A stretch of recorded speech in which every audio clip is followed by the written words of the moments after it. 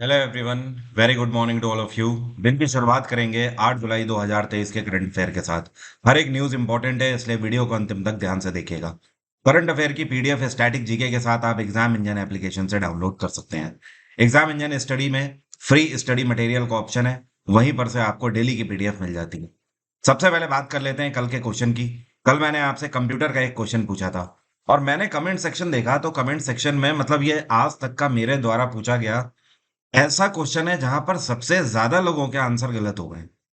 और ये मैंने कई बार देखा भी हुआ है कि जब भी मैं आपसे कंप्यूटर का क्वेश्चन पूछता हूं तो उसमें आप लोगों को परेशानी होती है।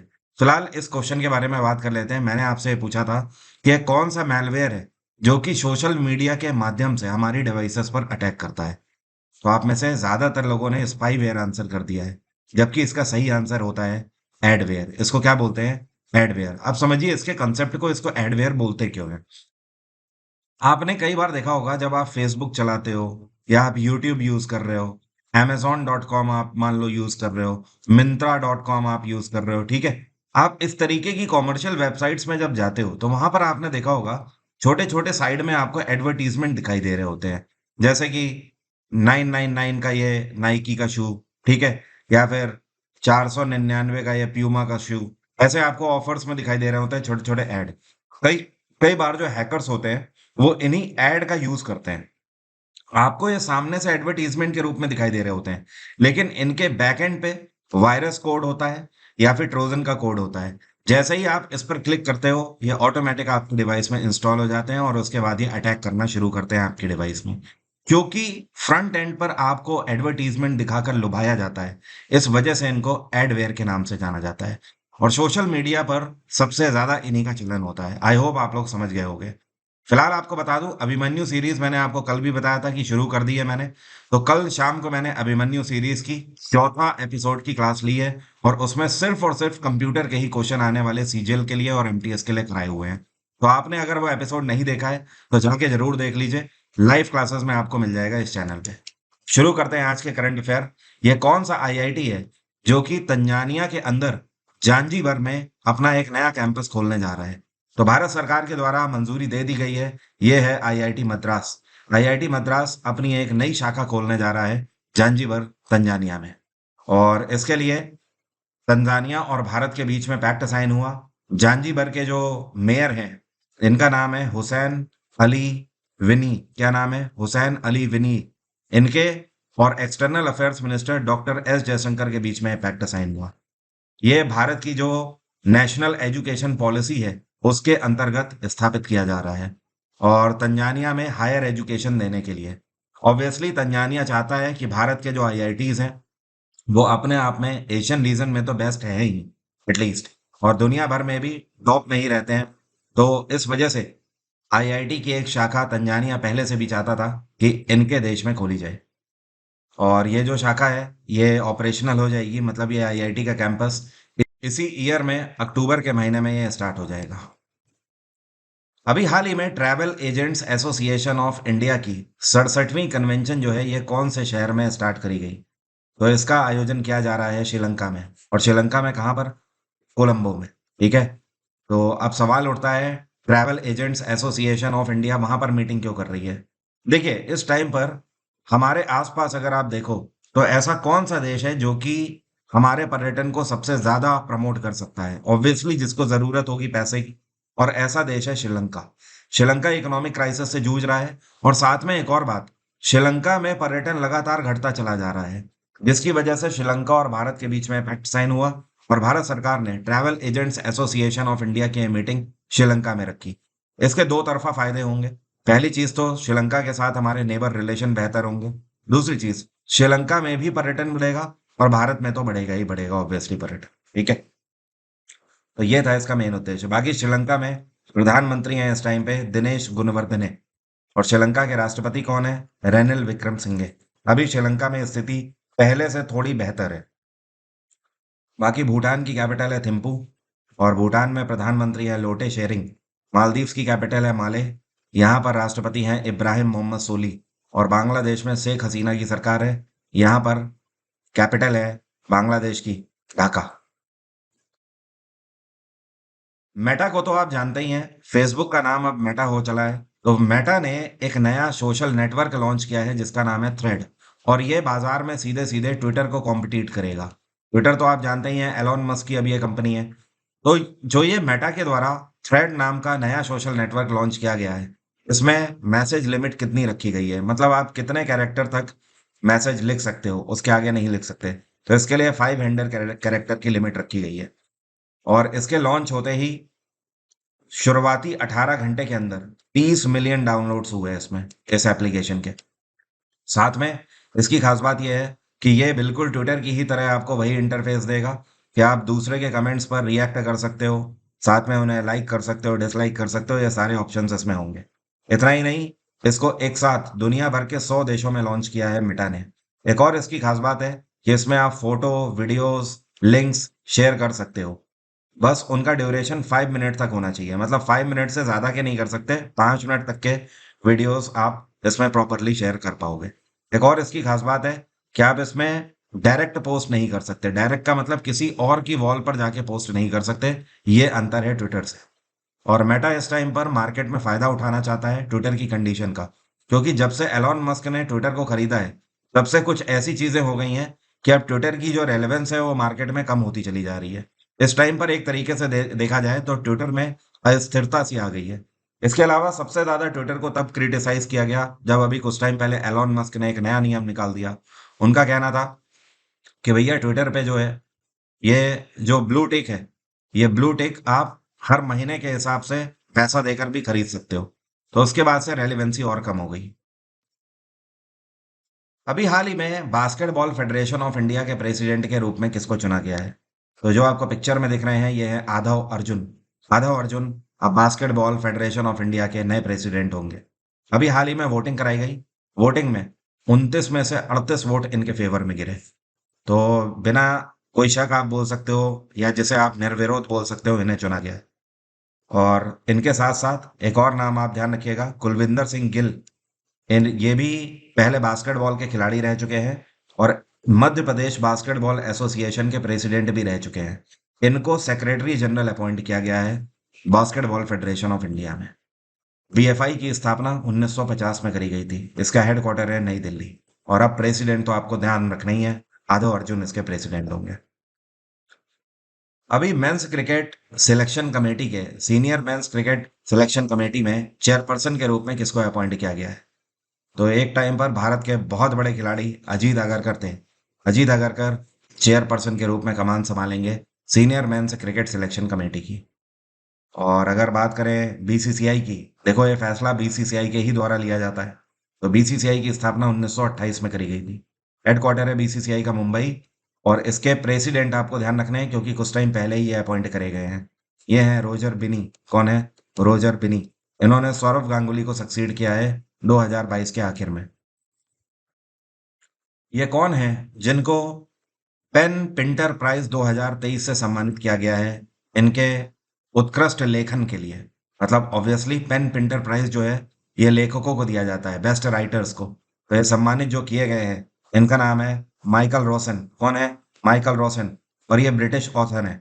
इनके द्वारा जो लिखावट लिखी गई है आज तक, मतलब जो भी इन्होंने किताबें लिखी हुई हैं, ज्यादातर वो पोइट्रीज हैं बच्चों के लिए। इसके अलावा इनके जो जेनरे हैं वो सोशल भी है, पॉलिटिकल भी कभी कभी लिखते हैं, और मोरल बेसिस स्टोरीज भी ये लिखते हैं। बाकी अगर पेन पिंटर की बात करें, इस अवार्ड की स्थापना साल 2009 में करी गई थी। अभी भारतीय नेवी ने यूएस नेवी के साथ एक एक्सरसाइज कंडक्ट करी है जिसका नाम है सेल्वेक्स। ये सेल्वेक्स एक्सरसाइज का 7वां संस्करण भारत के कौन से शहर में आयोजित किया गया? इसका आयोजन किया गया केरल के अंदर कोची में। और इसमें भारत की तरफ से आईएनएस निरीक्षक ने हिस्सा लिया। किसने? आईएनएस निरीक्षक। और अमेरिका की तरफ से कौन से नेवल शिप ने हिस्सा लिया? इसका नाम है सेल्वर। सेल्वर आया था भारत में। और ये जो एक्सरसाइज है ये 26 जून को शुरू हो गई थी। पूरे 10 दिन की एक्सरसाइज थी। और 6 जुलाई को अभी हाल ही में इसका समापन हुआ है। रिजर्व बैंक ऑफ इंडिया ने अभी हाल ही में दो सहकारी बैंकों का लाइसेंस रद्द कर दिया। कि कितने? दो। अब ये दो कौन कौन से सहकारी बैंक है? तो पहला, यहां पर मैं दोनों के नाम लिख देता हूं। इसको बोलते हैं Malkapur. Malkapur urban cooperative bank. इसका लाइसेंस रद्द हुआ है। और जो दूसरा बैंक है इसका नाम है सुश्रुति सौहार्द बैंक। सुश्रुति सौहार्द बैंक। ये बैंगलोर का बैंक है, ठीक है। इन दोनों बैंकों के लाइसेंस रद्द कर दिए। आरबीआई के नॉर्म्स का वायलेशन इन्होंने किया है, जिसकी वजह से अल्टीमेटली इनके पास जितना पैसा होना चाहिए उतना पर्याप्त पैसा नहीं है इन कोऑपरेटिव बैंकों के पास, जिसकी वजह से इनका लाइसेंस रद्द हो गया है। और जिनका पैसा जमा है इन बैंकों में, तो आपका 5 लाख रुपए तक का जो भी पैसा जमा है वो सब सुरक्षित है। आरबीआई का कहना है वो पैसा जितने भी इनके कस्टमर हैं उनको वापस कर दिया जाएगा। वैसे अब आपको लग रहा होगा 5 लाख से ज्यादा है जिनका। वैसे आपको बता दूं, 5 लाख तक जो सहकारी बैंक होते हैं इसमें कस्टमर्स के अकाउंट में इतना पैसा होता ही नहीं है, क्योंकि ये छोटे बैंक होते हैं। अगर ज्यादा किसी को अमाउंट रखना होता है तो वो अपना कॉमर्शियल बैंकों में खाता खुलाता है। तो आप ये मान के चलो कि 5 लाख की ये जो लिमिट लगाई गई है आरबीआई के द्वारा, इसमें 99.9% अकाउंट कवर हो जाते हैं, ठीक है। वैसे आप मान के चलो लगभग सारे अकाउंट कवर हो जाते हैं, सबका पैसा वापस मिल जाता है। रिजर्व बैंक ऑफ इंडिया की स्थापना 1935 में करी गई थी। तब ये प्राइवेट हुआ करता था। इसका राष्ट्रीयकरण 1949 में हुआ। और आरबीआई की जो स्थापना है ये हिल्टन यंग कमीशन के द्वारा करी गई थी। इस टाइम पर आरबीआई के गवर्नर हैं शक्तिकांत दास। ये आरबीआई के 25वें गवर्नर हैं। शक्तिकांत दास को इस साल 2023 का गवर्नर ऑफ द ईयर का टाइटल भी दिया गया है। Financial planning standard board of India के नए सीईओ कौन अपॉइंट किए गए हैं? तो अब इसके नए चीफ एग्जीक्यूटिव ऑफिसर हैं कृष्ण मिश्रा। कौन है? कृष्ण मिश्रा। बाकी financial planning standard board of India का हेडक्वार्टर है Mumbai. Home affairs minister Amit Shah के द्वारा अभी हाल ही में देश के पहले कोऑपरेटिव रन सैनिक स्कूल की स्थापना कौन से राज्य में करी गई है? मतलब देखिए, अभी तक सैनिक स्कूल जो थे वो पूरे तरीके से सरकारी हुआ करते थे, लेकिन अब पहली बार ऐसा हुआ है कि ये कोऑपरेटिव रन सैनिक स्कूल होगा। मतलब प्राइवेट और पब्लिक सेक्टर दोनों मिलकर एक साथ इस सैनिक के स्कूल को चलाएंगे। तो इसकी स्थापना अभी करी गई है गुजरात के अंदर। और ये बनकर तैयार होगा 75 करोड़ की मदद से। 75 CR इसके लिए एलोकेट किए गए हैं। और कहाँ पर? गुजरात में। तो ध्यान रखिएगा, इसको बोलते हैं महसाना। महसाना में, ठीक है। प्रधानमंत्री नरेंद्र मोदी ने अभी कुछ टाइम पहले क्लियर किया था कि पूरे भारत भर में 100 नए सैनिक स्कूल खोले जाएंगे, जो कि पब्लिक प्राइवेट पार्टनरशिप के अंतर्गत होंगे। What is the total outlay for scheme for expansion of modernisation of fire services in the state? देखिए, है क्या इसका मतलब? अभी गृह मंत्रालय ने फैसला लिया कि भारत में हर एक राज्य के अंदर जो फायर सर्विसेज है, अग्निशमन सेवाएं हैं, उनको और बेहतर बनाने के लिए एक धनराशि आवंटित करी जाए। तो सरकार के द्वारा कितना पैसा आवंटित किया गया है इसके लिए?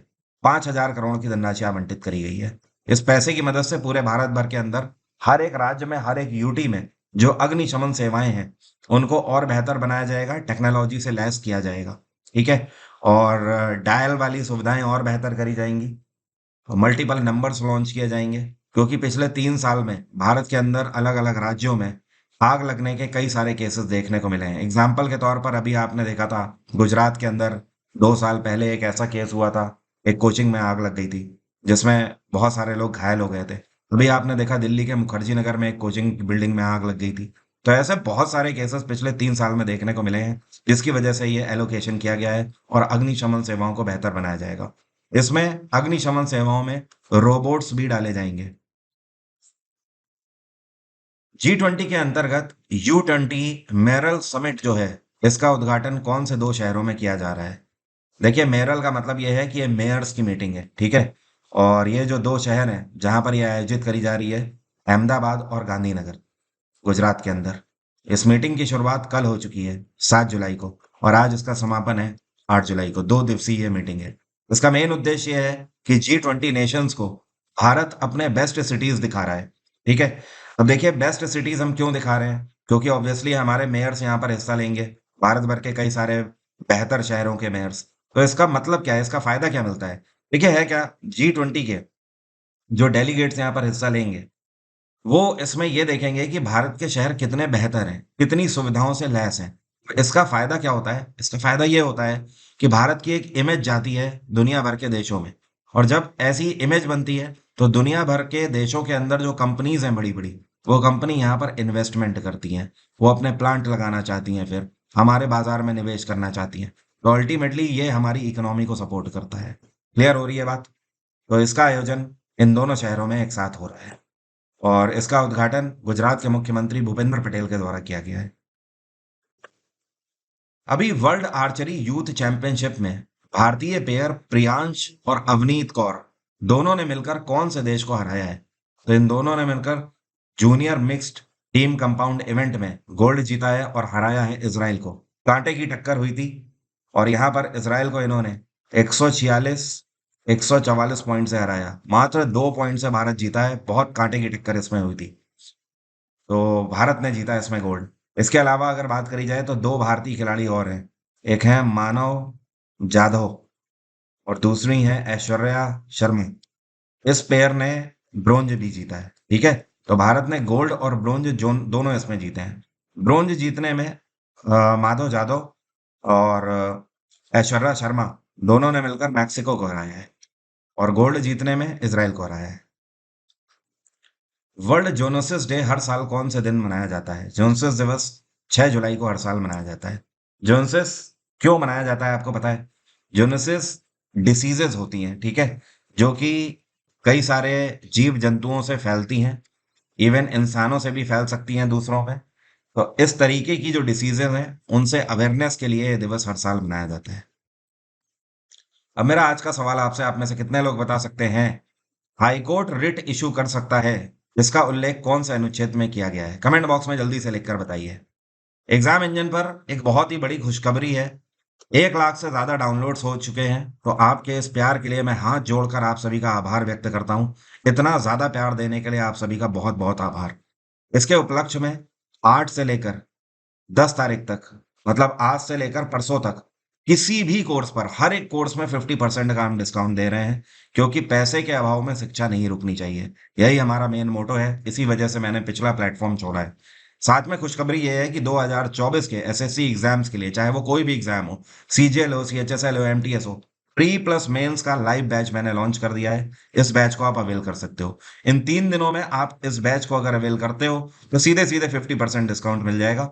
10 तारीख के बाद फिर कोई डिस्काउंट नहीं रहेगा। तो आपके पास बेहतर मौका भी है, इस मौके को भी बना लीजिए। ये बैच मैं 26 जुलाई से स्टार्ट कर रहा हूँ। इसमें कोई भी रिकॉर्डेड क्लास नहीं होंगी, लाइव क्लास होगी नए सिरे से।